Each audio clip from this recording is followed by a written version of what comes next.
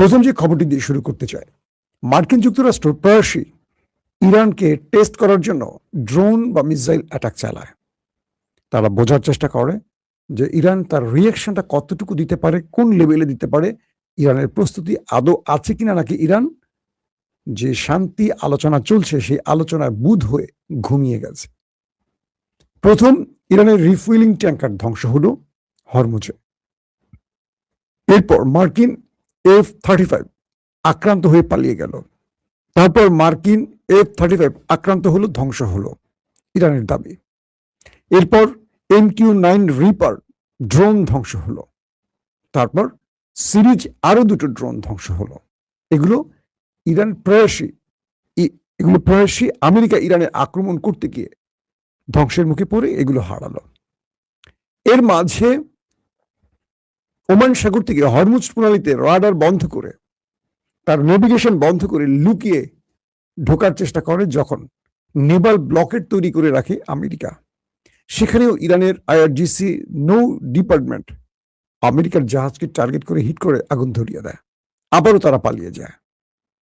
পেছন থেকে এভাবেই তারা বারবার আসে আর ইরানের ধোলাই খেয়ে পালিয়ে যায়। শেষ পর্যন্ত তারা গত 3 দিন আগে অ্যাটাক করে। সেই অ্যাটাকে ইরানের 4 জন নৌবাহিনীর সদস্য শাহাদাত বরণ করে এমন খবর পাওয়া যায়। এবং বন্দর আব্বাস, হরমুজ প্রণালী সহ বেশ কয়েকটি জায়গায় ইরানের বেশ কিছু ক্ষতি হয়, খুব বড় ফ্রেমে না হলেও ক্ষতি হয়। ঈদের দিন বা ঈদের পরের দিন আবারও বন্দর আব্বাসে মার্কিন যুক্তরাষ্ট্র ব্যাপক অ্যাটাক চালায় এবং সঙ্গে সঙ্গে প্রতিক্রিয়া ইরান দেখায়। ইরান তাদের ড্রোন ভূপাতিত করে, তাদের যুদ্ধ বিমানে গুলি করে, সেটি পালিয়ে যায়। হরমুজ প্রণালীতে রাডার সিস্টেম বন্ধ করে আবারও আমেরিকা তাদের ওয়ারশিপ পাঠায়। ইরান সেগুলোকে অ্যাটাক করে। একটিতে আগুন ধরে যায়, বাকিগুলো বাঁচার জন্য দ্রুত পালিয়ে যায়। তার মানে ইরান অতন্দ্র প্রহরীর মতো জেগে আছে। তারা শত্রুর প্রতিটি চেষ্টাকে ব্যর্থ করে দিচ্ছে। দর্শক, একটু ওয়েট করতে হবে।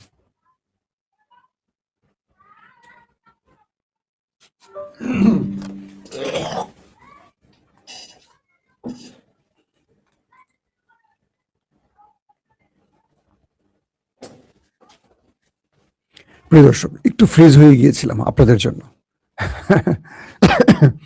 তো পরবর্তী ইরানের উপর যখন হামলা করে আবারও মার্কিন যুক্তরাষ্ট্র তৃতীয় দফা, তখন ইরান বেশ হ্যাভি রিটালিয়েট করে, কঠিন জবাব দেয় আমেরিকাকে। আমেরিকার যে যুদ্ধ বিমান ঢোকে সেটাকে অ্যাটাক করে আকাশ প্রতিরক্ষার মাধ্যমে। আমেরিকার যে ড্রোন আসে সেটাকে ভূপাতিত করে দেয়। এবং আমেরিকার যে ওয়ারশিপ, যুদ্ধ জাহাজ ঢোকে হরমুজ প্রণালীতে, সেটাতে আক্রমণ করলে আগুন ধরে যায় এবং সেটি পালিয়ে যায়। আজকের ঈদের দিনের লেটেস্ট খবর, ইরান শত্রুর বিমান ঘাঁটি, যেটি কুয়েতে আবু সালেম বিমান ঘাঁটি, এটি হলো মার্কিন যুক্তরাষ্ট্রের একটি খুব শক্তিশালী বিমান ঘাঁটি, এটিকে আক্রমণ করে। তবে এই আক্রমণের ব্যাপারে ইরানের IRGCর স্পষ্ট বক্তব্য হলো তারা দেখেছে ওই বিমান ঘাঁটিটি ব্যবহার করেছে মার্কিন যুক্তরাষ্ট্র। অর্থাৎ কুয়েতের আবু সালেম বিমান বন্দরটি বা বিমান ঘাঁটিটি আমেরিকা ব্যবহার করার কারণে সেখানে শক্তিশালী আক্রমণ করে ইরান। এবং কয়েকটি সূত্র দাবি করেছে সেখানে মার্কিন ঘাঁটির ব্যাপক ক্ষয়ক্ষতি হয়েছে, যদিও আমেরিকা সেখানকার হতাহতের কোনো খবর প্রকাশ করেনি। মার্কিন যুক্তরাষ্ট্রের যুদ্ধ পরিচালনাকারী সংস্থা বা টিম সেন্টকম, তারা বলছে ইরান যুদ্ধবিরতি লঙ্ঘন করছে। অর্থাৎ তার বক্তব্যে এটি বোঝা যায় ইরানের উপর স্বেচ্ছায় স্বপ্রণোদিত হয়ে আমেরিকা যে অ্যাটাক করছে এটা যুদ্ধবিরতি লঙ্ঘন না, এটা তাদের বৈধ অধিকার। কারণ আমেরিকা বড় রাষ্ট্র, শক্তিশালী রাষ্ট্র, তারা যাকে খুশি তাকে মারতে পারবে, যাকে খুশি তাকে শেষ করতে পারবে, নিষেধাজ্ঞা দিতে পারবে, কোনো বিষয় না। কিন্তু মার খাবার পর কেউ জবাব দিবে, সেটি হবে মানে মার খাওয়ার পর আপনি যখন পাল্টা অ্যাটাক করবেন বা মার থেকে বাঁচার জন্য নিজেকে সেভ করবেন, তখন হবে যুদ্ধবিরতি। আরে বাবা, কি চমৎকার ডেমোক্রেসি মার্কিন যুক্তরাষ্ট্রের। সেন্টকমের এই বক্তব্যটির পর ইরান বলছে আমরা যুদ্ধবিরতি লঙ্ঘন করিনি, যুদ্ধবিরতি লঙ্ঘন করেছে আমেরিকা।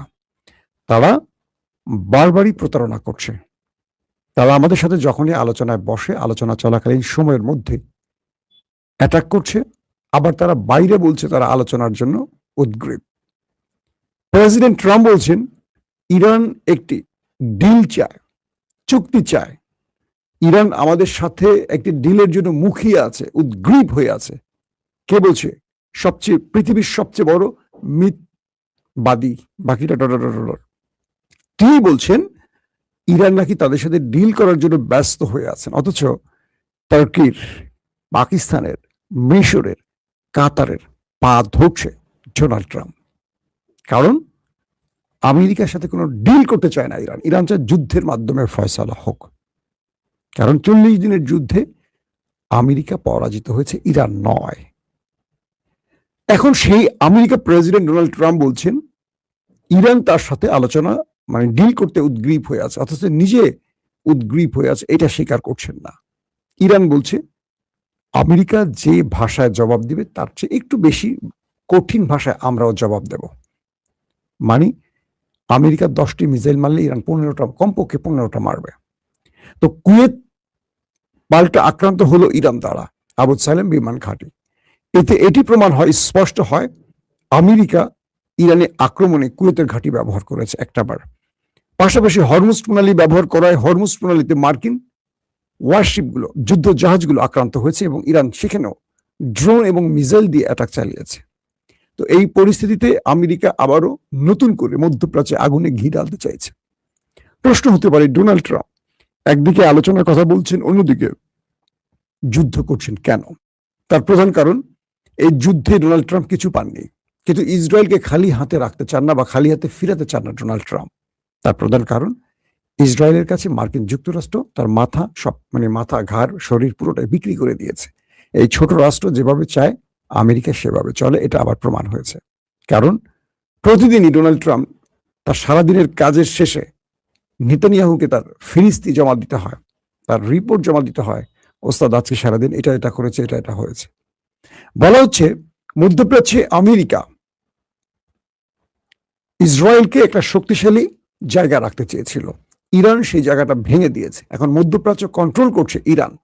কারণ আমেরিকা এবং ইসরায়েলকে যে শক্ত মারটা দিয়েছে ইরান, এরপর মধ্যপ্রাচ্যের প্রত্যেকটি রাষ্ট্র গোপনে ইরানকে ওস্তাদ ডেকে বলছে তুমি এখন আমাদের বস, ওস্তাদ। তুমি যে আমেরিকাকে ধোলাইটা দিচ্ছ এতে আমরা খুশি, বাট সামনে কিছু বলতে পারি না আওয়াজ করে, কারণ স্যাংশন দেবে, নিষেধাজ্ঞা দেবে। তাহলে কি করতে হবে? তুমি মাইটা চালায় যাও, আমরা পেছনে আছি, যখন তুমি বিজয়ী হবে আমরা প্রকাশ্যে তোমার পক্ষে দাঁড়াবো।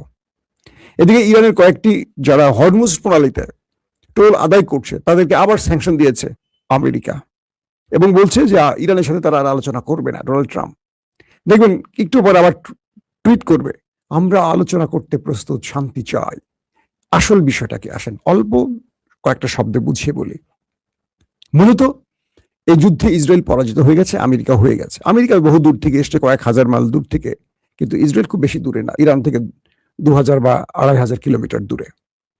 তো ইসরায়েল এই যুদ্ধে কিছু পায়নি এবং ইসরায়েল মধ্যপ্রাচ্যে তার অবস্থানকে হারিয়ে ফেলেছে। ইউরোপ, আমেরিকা ইসরায়েলকে এবার লাল কার্ড দেখিয়েছে, কেউ এগিয়ে আসেনি। এবং ইন্টারেস্টিং ব্যাপার, সৌদি, পাকিস্তান, কুয়েত, কাতার, এরা কেউ আমেরিকার অনুরোধ বা ডোনাল্ড ট্রাম্পের অনুরোধ রক্ষা করেনি। তারা স্পষ্ট আমেরিকার প্রেসিডেন্ট ডোনাল্ড ট্রাম্পকে বলছে আমরা আব্রাহাম অ্যাকর্ডে ইসরায়েলকে স্বীকৃতি দিতে পারছি না, কারণ ইসরায়েল আমাদের স্বীকৃতি পাওয়ার জন্য যে টেরিটরি আছে এগুলো বাস্তবায়ন করেনি। আমাদের যে শর্ত আছে, একটি স্বাধীন ফিলিস্তিন রাষ্ট্র প্রতিষ্ঠা, ইসরায়েল এটি করেনি। 2, স্বাধীন ফিলিস্তিনে হামলা বন্ধ, এটিও ইসরায়েল করেনি। মন চাইলে আক্রমণ করছে যখন তখন। তো ডোনাল্ড ট্রাম্প খুশি হতে পারেননি। তো ডোনাল্ড ট্রাম্প বুঝলেন যে আজকে আরব আমার কথা শুনছে না, তার প্রধান কারণ ইরান শক্তিশালী হয়ে গেছে। ওরা গোপনে ইরানের প্রতি ভরসা রাখছে, আমার উপর নয়। কারণ মার্কিন যুক্তরাষ্ট্রের গালফে থাকা 16টি ঘাঁটিকে চুরমার করে দিয়েছে ইরান এবং ইরানের পা ধরছে গোপনে গোপনে এই আমেরিকা, যে কারণে আরবরা গোপনে আবার আমেরিকার সাথে কি বলে ইরানের সাথে সমঝোতা করতে চায় শর্তে।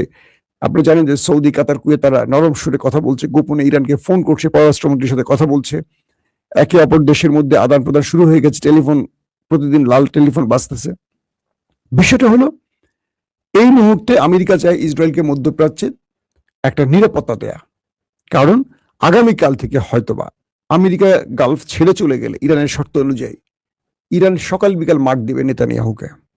আরবরা ইরানের পাশে দাঁড়াবে, কারণ সৌদি আরব বুঝে গেছে ইরান দখলদারিত্ব চালাবে না, ইরান তাদের জন্য থ্রেট, বাট দখলদারিত্ব চালাবে ইসরায়েল। কারণ তাদের গ্রেটার ইসরায়েল তৈরির যে নীল পরিকল্পনা, নীল নকশা আছে, সেখানে আরবের বহু রাষ্ট্র তাদের ভূমি হারাতে পারে। তো এটি মোহাম্মদ বিন সালমান বুঝে গেছেন, তাই তিনি ইরানের সাথে নিরাপত্তা চুক্তির জন্য প্রস্তুত হয়েছেন পাকিস্তানের দুতিয়ালির মাধ্যমে। পাকিস্তানও ট্রাম্পকে বলে দিয়েছে যে আমরা কোনোভাবেই ইসরায়েলকে স্বীকৃতি দেব না। কাতার কুয়েত বলে দিয়েছে। শুধু ট্রাম্প যে এর আগের সময়টিতে যখন প্রেসিডেন্ট হয়েছে, মার্কিন প্রেসিডেন্ট, তখন চাপ দিয়ে আরব আমিরাত এবং বাহরাইনকে আব্রাহাম অ্যাকর্ড মানতে বাধ্য করেছিলেন। যদিও মধ্যপ্রাচ্যে এরা অর্থনৈতিক একটা ভিত্তি থাকলেও স্ট্রং, এদের সামরিক অস্তিত্ব খুব স্ট্রং নয়। মধ্যপ্রাচ্য কন্ট্রোল করে কয়েকটি রাষ্ট্রের মধ্যে প্রধান ইরান। সৌদি আরব মোটামুটি স্ট্রং মানে সামরিক দিক থেকে। পাকিস্তান তো পারমাণবিক শক্তিধর, এটা মানে বলা, এটা এশিয়ার হলেও এটি ইরান আরব আমিরাতের সীমান্ত অঞ্চল, আফগানের সীমান্ত অঞ্চল। তো এই মুহূর্তে ডোনাল্ড ট্রাম্প আসলে চাইছেন আব্রাহাম অ্যাকর্ডে এই রাষ্ট্রগুলো স্বীকৃতি দেখ, এবং এটি হবে তার সবচেয়ে বড় বিজয়। বা এই যুদ্ধ শেষ করে তিনি চলে যাওয়ার আগে এটি বলে যাবেন যে দেখো, যুদ্ধ শুরু করে মুসলিম রাষ্ট্রগুলোকে কান ধরে এনে আমি ইসরায়েলের সাথে ইসরায়েলকে স্বীকৃতি দেওয়ার পক্ষে নিয়ে এসেছি, বা ইসরায়েলকে তারা স্বীকৃতি দিয়েছে। এখন ইসরায়েল বলছে যদি তারা আমাকে স্বীকৃতি দেয় তাহলে আমরা জাতিকে কিছু বলতে পারবো, নতুবা পুরো তোমার জাতি আর আমার জাতি, মানে ইহুদি জাতি আর মার্কিন জাতি বুঝে গেছে আমরা ইরানের কাছে পরাজিত হয়ে গেছি। মূলত এই জায়গাটা এখন যুদ্ধ আটকে আছে। আমেরিকা যত কথাই বলুক, তারা চাচ্ছে মধ্যপ্রাচ্যে ইসরায়েলকে নিরাপত্তা বেষ্টনীতে রাখতে। কারণ কালকে ইরান, আজকে যদি ইরান বিজয়ী হয়, কালকে তারা প্রতিদিনই সকাল বিকাল মার খাবে, যেভাবে ফিলিস্তিনিরা খেয়েছে ইসরায়েলের হাতে। ইরান প্রতিদিনই মোটামুটি তার যে প্রক্সি বাহিনী আছে, হুতি, তার হিজবুল্লাহ বাহিনী, এদেরকে দিয়ে মোটামুটি, তারপর ইসলামিক রেজিস্ট্যান্স, এদেরকে দিয়ে ধোলাই চালাবে। আর আরবদের ভেতরে আমেরিকার সবচেয়ে বড় চেষ্টা এখন আরবদের সাথে ইরানকে কোনোভাবে মিত্রতার বন্ধনে আবদ্ধ হতে দেবে না। অর্থাৎ এখন যে পাকিস্তান বা তুরস্ক বা মিশর, গোপনে, মিশর না তুরস্ক, গোপনে গোপনে চেষ্টা করছে ইরানের সাথে মধ্যপ্রাচ্যের আরব রাষ্ট্রগুলোকে, গালফ কান্ট্রিগুলোর যেটা সম্পর্ক বৃদ্ধি করতে চায়, তাদের মধ্যে যে একটা ঐক্যবদ্ধ মধ্যপ্রাচ্য তৈরির যে চেষ্টা করা হচ্ছে, এটাকে ট্রাম্প ভেস্তে দিতে চান।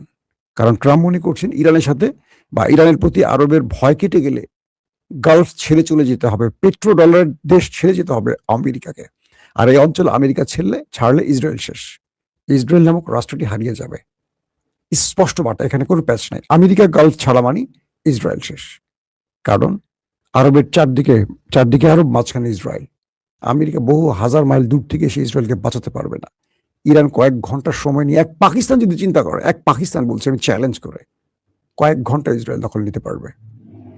পাকিস্তানের এয়ারফোর্স, পাকিস্তানের পারমাণবিক প্রযুক্তি বা পাকিস্তানের সেনাবাহিনী এতটাই স্ট্রং, যারা মধ্যপ্রাচ্যের ভ্যানগার্ড যাদেরকে বলা হয়, যাদের সাথে তুরস্ক, কাতার, কুয়েত চুক্তি করতে চায়, আর সৌদি আরব তো কলিয়ে ফেলেছে। তো এই পরিস্থিতির মধ্যে আমেরিকার চেষ্টা হলো ইরানের যে এখন বারবারই আক্রমণ করছে, আবার ইরান যে পাল্টা জবাব দিচ্ছে, এর একটাই অর্থ আরবকে চাপ দিয়ে আব্রাহাম অ্যাকর্ডে একটা সাইন করাতে চাচ্ছে। মূলত এটাই হলো ডোনাল্ড ট্রাম্পের ফাইনাল রাউন্ডের খেলা। এই খেলা যদি হেরে যান, বিশ্বাস করা যাচ্ছে হেরে যাবে, কারণ আরব ইরানের সাথে যে সমঝোতা আলোচনা চলছে, এটা খুব এগিয়ে যাচ্ছে সামনের দিকে, এবং খুব শীঘ্রই একটা বড় যুদ্ধ তৈরি হতে পারে। কারণ ট্রাম্প এবং নেতানিয়াহু কিচ্ছু পাচ্ছে না, তার ঝুলি পুরোটাই খালি। একটা কিছু লাগবে আগামী দিনে জাতিকে বোঝাবার জন্য যে এটি চেয়েছিলাম, এটি পেয়েছিলাম। না ইউরেনিয়াম পাচ্ছে, না ব্যালিস্টিক প্রোগ্রাম ধ্বংস করতে পারছে, না রেজিম চেঞ্জ ঘটাতে পারছে, কিচ্ছু পারে নাই। এত বিশাল খরচ করে আমেরিকা যদি কিছু না পায়, ট্রাম্প আর নেতানিয়াহু তার জাতিকে আসলে কি বলবে? আবারও ঈদ মোবারক, আল্লাহ হাফেজ।